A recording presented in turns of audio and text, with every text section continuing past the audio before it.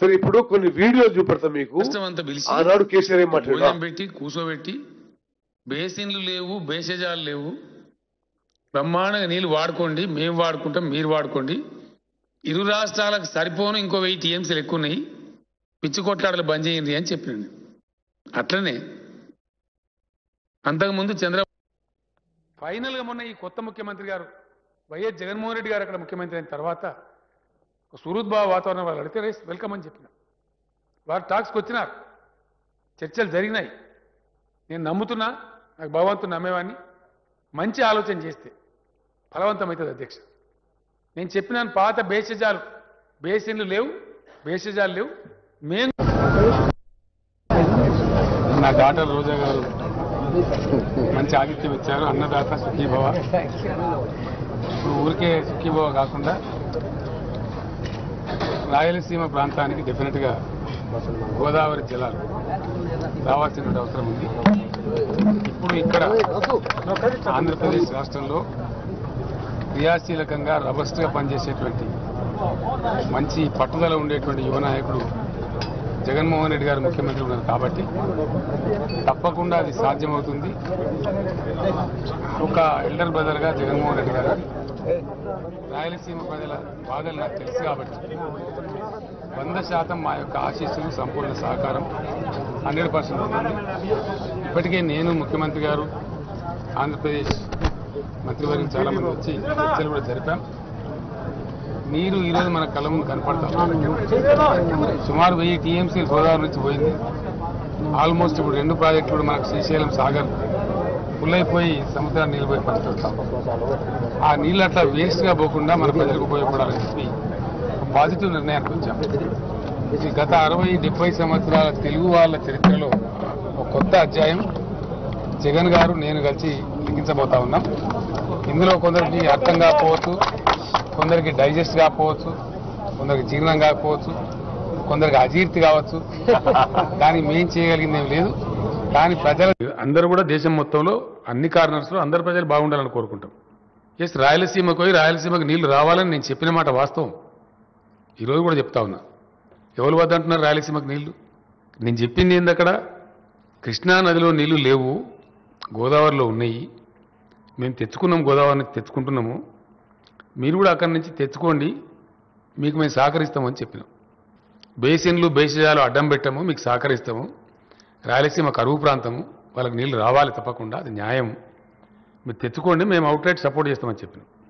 ఎందుకంటే అంటే సరే, దీంట్లో స్పష్టంగా ఏంటంటే గోదావరి జలాలని రాయలసీమ తరలించడానికి ఆనాటి ముఖ్యమంత్రి కేసీఆర్ గారు చర్చలు జరపడమే కాదు, ఆ దిశలో ఓ 2 అడుగులు ముందుకేసింది. ఈరోజు ఏమంటుండు హరీష్ రావు గారు ఇతర టీఆర్ఎస్ వాళ్ళు, చంద్రబాబు నాయుడు ఆ పోలవరం బంకచెర్ల ప్రాజెక్టు కట్టే ప్రతిపాదన చేస్తే మీరు కొట్లాడుతున్నారని ఇప్పుడు మాట్లాడుతున్నాడు. అసలు వాస్తవంగా ఈ ద్రోహం, ఈ పాపం వాళ్ళు చేసింది.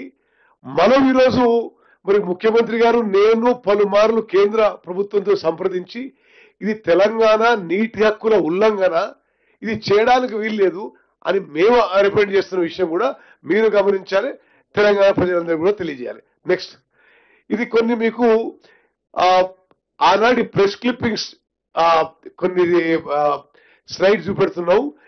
ఆనాటి ముఖ్యమంత్రులు కేసీఆర్ గారు, జగన్మోహన్ రెడ్డి గారు కలిసి ఈ గోదావరి జలాలని రాయలసీమకి ఏ విధంగా తరలించాలని పలుసార్లు సుదీర్ఘంగా చర్చించిన ప్రెస్ క్లిప్పింగ్ లో మీకు చూపెడుతున్నాం. Next,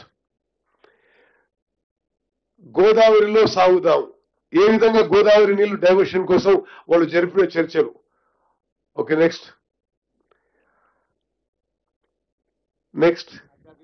okay, go back. Andhra Telangana వేరువేరు కాదు అని అన్నది ఎవరు? కల్వకుంట్ల చంద్రశేఖరరావు. మరి ఆ రోజు ఆ మాట అన్నాడు, ఈ రోజు ఏమంటున్నాడు? మరి అదేవిధంగా కేసీఆర్ సహకారం గొప్పది జగన్. ఓకే, మరి స్వచ్ఛమైన హృదయంతో జగన్, కేసీఆర్. ఓకే, మరి వాళ్ళు ఆ విధంగా మాట్లాడుకొని తెలంగాణ ప్రజలకి రైతులకు మోసం చేసి ఈ రోజు ఏ విధంగా మాట్లాడుతుందో దయచేసి గమనించాలి. అదేవిధంగా ఈ బేసిన్లు లేవు, బేసిజాలు లేవు అనేది అసలు వాటర్ ప్రిన్సిపల్స్ కి ఫండమెంటలీ రాంగ్. ఇది ఎప్పుడైనా సరే ఏ వాటర్ బేసిన్ అయినా ఆ బేసిన్ లో పూర్తిగా రైతులకి ప్రజలకు ఉపయోగపడ్డ తర్వాత వేరే చోట తీసుకుపోవాలి. గోదావరి జలాలు మన ప్రాజెక్టు పూర్తే కాలేదు, మన బేసిన్లకి పూర్తిగా నీళ్లే రాలేదు, గోదావరి జలాలు రాయలసీమ తీసుకుపోవచ్చు అని చెప్పి వాళ్ళు ఆ విధంగా చర్యలు తీసుకున్న విషయం కూడా మనం అందరం గమనించాలి. నెక్స్ట్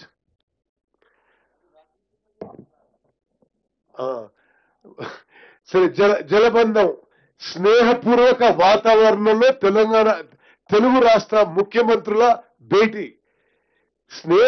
స్నేహపూర్వక వాతావరణంలో తెలంగాణ రాష్ట్రాల ముఖ్యమంత్రుల భేటీ, జలబంధం అటది. ఓకే, నెక్స్ట్ కలిసి నడుద్దాం. ఇది ఎవరు రాసిండ్రు? నమస్తే తెలంగాణ రాసిండ్రు. అంటే వాళ్ళే రాయించుకున్న విషయాన్ని. ఓకే, మాకు బేషజాలు ఈగోలు లేవు, వివాదాలకు చరమగీతం, ఇరు రాష్ట్రాల సీఎంలు కేసీఆర్ జగన్ ప్రకటన. Okay, next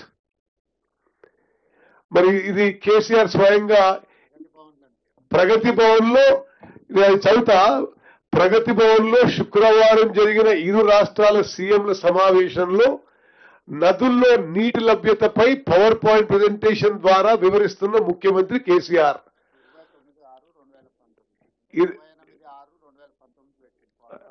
29 June 2019. ఓకే, ఆసక్తిగా వింటున్న ఆంధ్రప్రదేశ్ ముఖ్యమంత్రి జగన్మోహన్ రెడ్డి. వాళ్ళేమో ఇట్లా చేసుకొని ఆ తర్వాత ఇప్పుడు ఏం మాట్లాడుతున్నా ఒకసారి అచ్చా ఇదే రూమ్ లో అది కూడా. నెక్స్ట్ మా స్నేహం దేశానికి ఆదర్శం. మరి ఈటల రాజేందర్, ఐ థింక్ అది రవీంద్రనాథ్ రెడ్డి అనుకుంటా. ఓకే, రాజేంద్రనాథ్ రెడ్డి, బుగ్గన రాజేంద్రనాథ్ రెడ్డి. ఓకే, ఇదో చారిత్రాత్మక రోజు. రెండు రాష్ట్రాలు అన్ని రంగాల్లో పురోగమించాలి, అన్నదమ్ముల అంశాల పరిష్కారం, సీఎంల భేటీ అందుకు తొలి అడుగు. మరి మీడియాలో తెలంగాణ ఏపీ మంత్రులు ఈటల బుగ్గన. ఓకే, ఆ రోజు చేసిన విషయం ఇది. నెక్స్ట్ రెండు చోట్ల నుంచి నీటి మళ్లింపు. ఇది రెండోసారి ఇది జగన్మోహన్ రెడ్డి గారు కేసీఆర్ గారు కలవడం. నెక్స్ట్ సారీ, ఇది సరే రెండోసారో మూడోసారో మళ్ళోసారి ఇచ్చి పుచ్చుకుందాం, కృష్ణా గోదావరి అనుసంధానంపై ఏకాభిప్రాయం. భేటీలో ముఖ్యమంత్రులు కేసీఆర్ జగన్ నిర్ణయం. 6 గంటల పాటు ఏకాంత చర్చలు. మరి సరే, అనేక విషయాలు బేసికలీ తెలంగాణలో నీటి విషయంపై తెలంగాణకి దగా, మోసం, ద్రోహం చేసే విధంగా చర్చలు కొనసాగినని చెప్పి మనం చేస్తున్నాం. నెక్స్ట్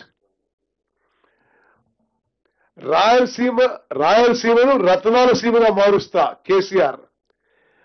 మరి అదేవిధంగా ఆ రోజు రోజా గారింటికి పోవడం, అక్కడ భోజనం చేయడం, ఆయన ఈ స్టేట్మెంట్ ఇవ్వడం మీ అందరికి తెలిసేసి, రాయలసీమకి గోదావరి నదీ జలాలు తీసుకుపోయి సీమగా మారుస్తా అన్నది ఎవరు? కేసీఆర్. నెక్స్ట్ సీమకు గోదావరి. మరి ఇది 23/9/2019. ఇది మరో సమావేశం. ఈ సమావేశంలో కూడా గోదావరి జలాలని రాయలసీమకు తీసుకుపోవడానికి చర్చించింది ఆనాటి ముఖ్యమంత్రులు కేసీఆర్ గారు, జగన్మోహన్ రెడ్డి గారు. ఓకే, నెక్స్ట్ అదేవిధంగా అనేక సందర్భాల్లో వాళ్ళు చర్చించుకోవడం, మరి తెలంగాణకి రావాల్సిన వాటా నీళ్లు రాయలసీమకి డైవర్ట్ చేస్తే కేసీఆర్ ఒప్పుకోవడం, ఇది స్పష్టమైన ఆధారాలతో మేము ముందు వస్తున్నాను. నెక్స్ట్ కృష్ణా గోదావరి నష్టం తక్కువ, లాభం ఎక్కువ. మరి ఏ విధంగా వాళ్ళు ఈ గోదావరి నదీ జలాలని అటు దిక్కు ఉపయోగించుకోవాలని మాట్లాడిన విషయాలు కూడా ఇవన్నీ ఈ ప్రెస్ క్లిప్పింగ్స్ లో ఉన్నాయి. నెక్స్ట్ సరే నెక్స్ట్ ఇది కృష్ణా ఆయకట్టుకి ఓకే సరే ఇప్పుడు వెంకటనారాయణ నువ్వు చెప్తా ఇప్పుడు మీకు ఇప్పుడు చూపించిన వీడియోస్ న్యూస్ పేపర్ క్లిప్పింగ్స్ ఏంటంటే బీఆర్ఎస్ పార్టీ వాళ్ళు ఏ విధంగా ఒక డిఫమేటరీ దుష్ప్రచారం చేస్తున్నారో మీరు గమనించాలి. గోదావరి జలాలని రాయలసీమ తీసుకుపోవడానికి చర్చలు కానీ ప్రతిపాదనలు కానీ ప్లాన్స్ కానీ చేసింది వాళ్ళు.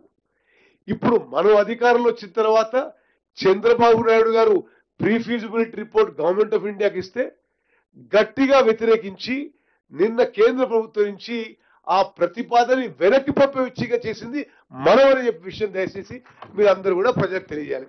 ఇప్పుడు చంద్రబాబు గారు ఒక ప్రీ ఫీజిబిలిటీ రిపోర్ట్ సబ్మిట్ చేసిండు గవర్నమెంట్ ఆఫ్ ఇండియాకి.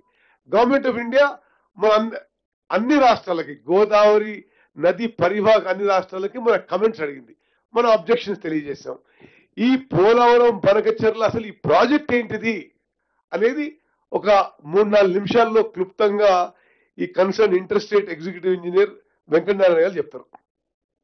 అందరికి నమస్కారం సార్. నమస్కారం మేడం. నా పేరు వెంకటనారాయణ. ఈ స్లైడ్స్లో మనము ఈ ప్రాజెక్ట్ యొక్క స్కోపు, పరిమితి